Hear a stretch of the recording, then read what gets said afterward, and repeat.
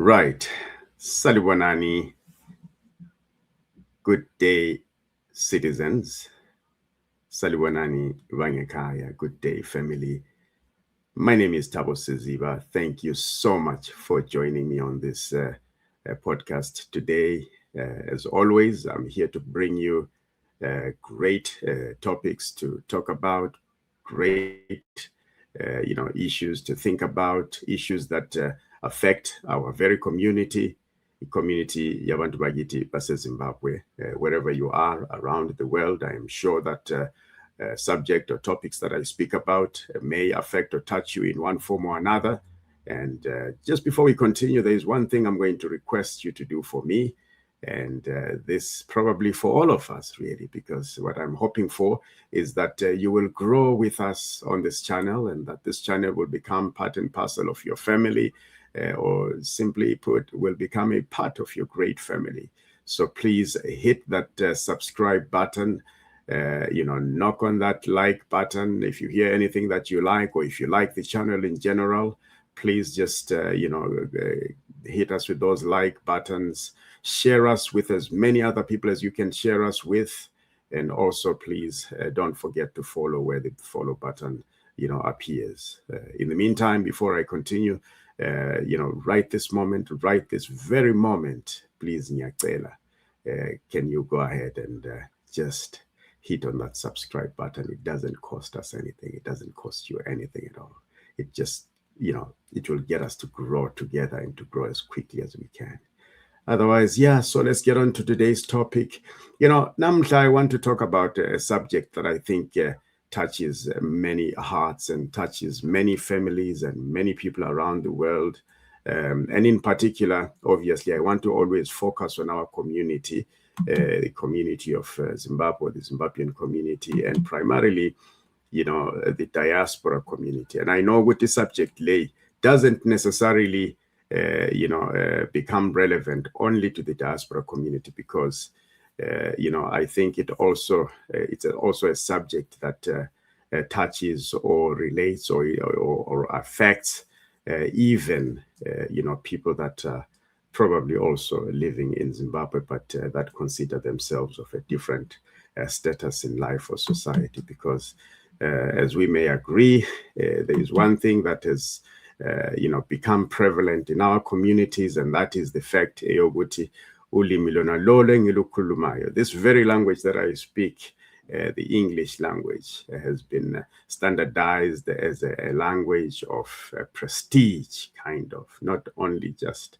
a language to make money and a language to converse with the rest of the world that doesn't speak our native tongues, but also with a language that has now grown itself or been promoted even by us unknowingly to be a language that supersedes our very own languages. And sigcine lathi sesikhangelana kumbe judging each other based on the type of accent that one has, or the type of assimilation that one has made to the English community.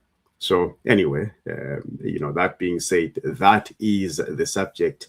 The topic then is Zimbabwean diaspora children bred, born and raised to an identity crisis.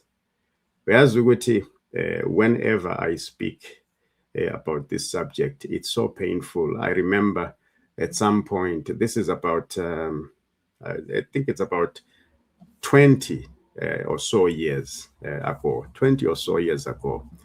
I was working at a certain company.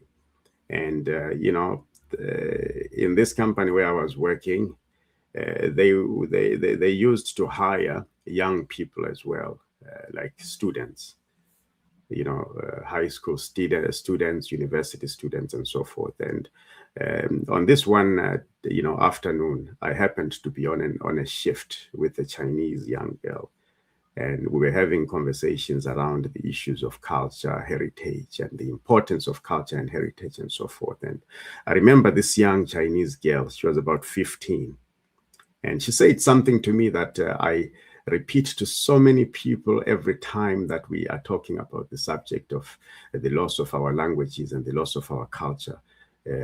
wherever we are, or in our families. This young girl, made this following statement as we were talking. She said to me, Thabo, there is one thing that I regret the most. If there is one thing that I will hate, or that I would hate my parents for, it is the fact that, do you see how I look like? She pointed to her,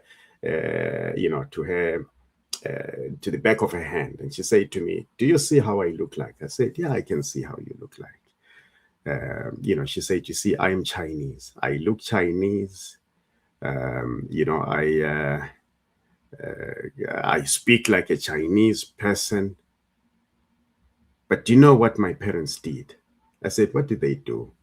She said, they gave birth to me, they raised me, and they made me speak only the English language. She said to me, now, they take me to China, or they invite me to China to visit my grandparents, and I cannot even speak to them in their language, which is my language, because I don't know that language. My parents, both of them, were Mandarin. And when they were sitting in the living room, or when we were traveling, driving in our car, they looked at each other, sitting next to each other in the front seats. They would look at each other and speak to each other in their native language, or in our native language, which would be Mandarin for them. And they would speak in that native language for hours on end. Then they would look in the back seat of the car and say, hello, how are you? Is everything okay there? Is everything fine? Are you okay? And she said, I don't understand why they did that. Because, now I'm facing a problem where I don't look white. I'm not white. I can't relate to my own grandparents. I can't relate to my relatives. I can't relate even to my community. I'll never be white. So the essence, or the gist of the story here, is that we as Zimbabweans also have this challenge as we continue to raise our children under the influence of foreign languages and foreign cultures. It's a big challenge that within Zimbabwe, it started with the introduction of colonization in our country. And yes, they stripped us of our native names and gave us what they termed Christian names, when they introduced not spirituality, but their religion to our communities. They gave us new names which they could pronounce themselves, and taught us how to pronounce them, and made us begin to be proud of those names. They, bit by bit, started to strip away all the things that we valued as our cultural norms, our traditions. They stripped them one bit by bit, piece by piece, convincing us that what we believed in, what we did, the way we spoke, the way we walked, the way we looked, was inferior and not civilized. And the sad thing is that we as Africans, we as Zimbabweans, have taken that and are running with it at the speed of lightning to erase the future of our identity for our children, who tomorrow, just like the Chinese girl said to me, I will hate my parents if there is one thing that I can hate them for. And it is that they spent so much time ensuring that they erase who I am from me. So why am I talking about this subject? I'm talking about this subject because akulanto eqhakathekileyo kulomhlaba njengokuzazi ukuthi ungubani. Akulanto eqhakathekileyo kulomhlaba njengokubazazi ukuthi ungubani. There is nothing in this world that is as important and that is as crucial and as critical as a person that knows himself. The level of respect, not only within your community, but by and within and among us, the other communities, goes to a different, higher level when it is evident ukuthi uyazazi ukuthi ungubani. But again, our biggest challenge as people, abamnyama, the melanin rich type, they say, you know, we always are finding or are convinced that it is much more civilized and better ukuba njengabelungu than ukuba njengabakithi. So I want, you know, to hear what your comments are regarding this very topic, regarding this very subject. This issue of e-language loss goes hand in hand with the issue of e-cultural loss. I have a cousin of mine who once said, when we first arrived, you know, in this part of the world, said, yazi ukuthi mina vele okwakithi angisakudli, angisadla, I'm not even, lesithwala angisasibambi, odelele vele ondumba, bonke laba vele angisabafuni. And I always laugh sometimes, but I'm sure ukuthi indumba ngingazileta sezibhalwe beans, uzazidla. Idelele ngaleta selibhalwe okra, uzalidla, kodwa ungakudliyo lidelele.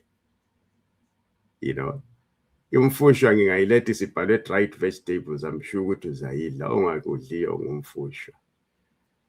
You know, so this is the type of mindset that you know, we have encouraged within our communities. Sikhulisa abantwana bethu as foreigners and foreign even to us. You know, angaze nguzwisise ukuthi why should two parents who speak the same languages, who have the same culture, were raised under the same cultures, and in particular lapha ngizabuya ngibuyele futhi go back ngibuyele eZimbabwe. Ngithi mina nxa if you were raised as a Shona or kumbe within the different ethnicities of the Shona nation, or you were raised as a Mthwakazi person within the different ethnicities of the Mthwakazi nation, nxa usukhulisa bakho abantwana, why then would you feel ukuthi it is not necessary for them to pride themselves with who and what they really are? If you are Zezuru, you teach your child isiZezuru. If you are Korekore, you teach your child iSkorekore. If you are Manyika, if you are Karanga, if you are Venda, if you are Ndebele, if you are Soto, if you are Xhosa, you know, if you are Kalanga, you teach your child that language. If you are Tonga, you teach your child that language. And the cultures associated with your ethnicity or your tribe. Whereas sometimes abantu bayavala ukuqakatheka kokuba nguwe or kumbe kokuba yithi, ukuqakatheka kokuzazi, the importance of belonging. Sometimes people talk it or downgrade it as, oh, well, you know, really, you know, that doesn't matter because, you know, people just have to be concerned about, you know, we are just one people, you know, so it's good enough just to know that you just fit into the community, you know, and you know, and so on and so on, and you know, and these are excuses that people give when they don't have you know, facts to refer to about who they really are. I can tell you, ukuthi mina, based on my experience, I'll tell you, there was a time I took a walk from Bulawayo to Harare, and I walked. In fact, it was a two-way walk. I walked from Bulawayo to Harare, and then I walked back from Harare to Bulawayo. That was in 2018. And part of the reasoning behind that walk was really to learn about our our country and its diversity, and also to speak to people and to get into people's minds and ideas, and to find out how people think from one region of Zimbabwe to the next or to the other. It was very interesting. I remember talking in Harare, talking to a group of people at a park there. I think it's a First Park. I'm not sure the name of that park. And I was talking to some to some people that were gathered around me and a couple of other guys that I'd done the walk with. And these guys, we were talking about why we decided to do the walk and how it became important for us as we went around, or as we proceeded with our walk, talking to different communities, how important it was for us to drum up the awareness of the importance of our heritages and our different tribes as part of our rainbow, as consisting or constituting of the beauty of our rainbow nation. And I said to one lady, I said, can you tell me, can you tell me what your ethnicity is outside of the generalization of being Shona? She said, I have no idea. Okay. I looked at somebody else. I said, can you tell me what your ethnicity is beside the generalization of being Shona? She said, I don't know. Do you know that in Harare, and I can tell you even in Bulawayo itself, or in any other part of Zimbabwe, this story or this particular fact of loss of identity is a pandemic, and many people, if you ask them now, they don't know. Last weekend, I visited a brother of mine, and we were having a conversation, and sometimes we like to talk about spirituality issues and stuff like that. And, the Bible, he's a person that loves reading the Bible and talking about the Bible and so forth. And he started mentioning to me, figures of the Bible, or, David or Abraham, or Moses and stuff like that. And he would mention, I remember when I actually triggered a question to him, he had mentioned to me the lineage of, the lineage of Abraham. From Abraham, the children of Abraham were so and so, and then the children of Judah were so and so. And, he gave me a line of them, of how he knew them. And I said to my brother, I said, wow, can I ask you a quick question? He said, what would you like to ask me? I said to him, can you give me, in the same way that you have given me the lineage of Abraham, Moses, and Judah, can you give me the lineage of your own lineage, starting from you to your father, to your father's father, to your father's father's father, and probably the same with your mother. Just go 2 or 3 or 4 generations. He said, I can only tell you up to my father. I don't know beyond that. Wow, I said.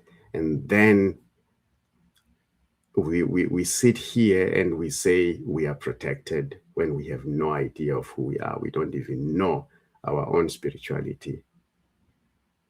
So this is just, a little bit of a thing on the side. But again, I just wanted to, to say, to have this conversation with you guys, because it's a subject that I thought is so nice and so important. I don't like to talk for too long, because kugcina too much ukukhuluma izinto zokucabanga. But it's something that was sensitive to me, which I thought maybe might trigger some comments from you guys, and maybe some conversations too in our comment section. Don't forget to comment on our section. Let's educate each other. Let's give us new ideas and more ideas. It's so important. But one of the prerequisites in connecting with our culture and heritage is language. Language, and in particular, language as well as our indigenous foods. Those two things identify us so much, that when we lose both of them, or when we lose connection with both of them, we cannot even protect ourselves in so many instances wherever we are around the world. I'll give you an example of how powerful language can be. I remember at one point, I got a traffic ticket. This was in Toronto in Canada. I got a traffic ticket, a violation, and I was supposed to go to court. For that. Well, I could have easily paid it, because the idea was, or the first option was, that I should just pay the fine. But then I said, no, I'm not going to pay the fine, because I think, I think I wasn't on the bad. I could have, I wanted to go and fight it in court. So they said, okay, fine, set up a court date. I had to go and, to the administration and, sign up for the court date. And when I signed up for the court date, I said, I would like to have a Ndebele interpreter in court, because I do not want to represent or to be represented in the English language. And this was in Canada, in Toronto, by the way. And they said, okay, the constitution of the country, actually demands that a person should be given a right to their own native language. So I said, on the date of the court, I want to be spoken to in my own language, or at least to have an interpreter. So they said, fine. Came the date of the court did not find somebody to interpret for me in isiNdebele. Prosecutor stood up, the judge summoned us to stand and for the proceedings to begin. And, I stood up and I said, in English, I said, I'm sorry, Judge. I did indicate that when I'm here, I would like to be spoken to and to speak in my own language. So I would like the services of an interpreter in isiNdebele. The judge said, but you are speaking. I said, yes, but I'm in court. I'm here to defend myself. And I can only defend that. I can only think and defend myself in my own language. The judge said, okay, fine. In fact, before he said it's fine, he said to me, okay, you know what, police, talking to the policeman that had actually arrested me. He said, the policeman should take me outside to go and try and negotiate with me to see if I could just, enter a guilt plea quickly and be given a settlement of some sort. So instead of me paying a ticket of like $120, then I would probably have it reduced. The police guy would just say, you know what, Mr. Siziwa, it's not such a big deal. Just go ahead and accept a settlement on this. And I said to the policeman, I said, listen, I'm not going to accept a settlement, because I've already indicated that I just want to represent myself properly, to be able to to stand for this trial. But what I want is, I want to be spoken to in my own language. The police guy was so annoyed. We went back inside. He told the judge and the prosecutor that, this guy says no, he wants his Ndebele. And then the judge said, okay, fine. Judge said, case postponed. Came back 30 days later. Same story happened. There was an African judge. The African judge said, but I know, Mr. Siziwa, where you're coming from, people do speak English there. I said, yes, they do speak English, but that does not mean that they should defend themselves in a foreign language. And the judge at that point said, okay, you know what, it's not worth our time. Case dismissed. So this is just an example of how powerful, not that my case was dismissed, but the importance of being able to stand for your rights on the basis of your own heritage and culture.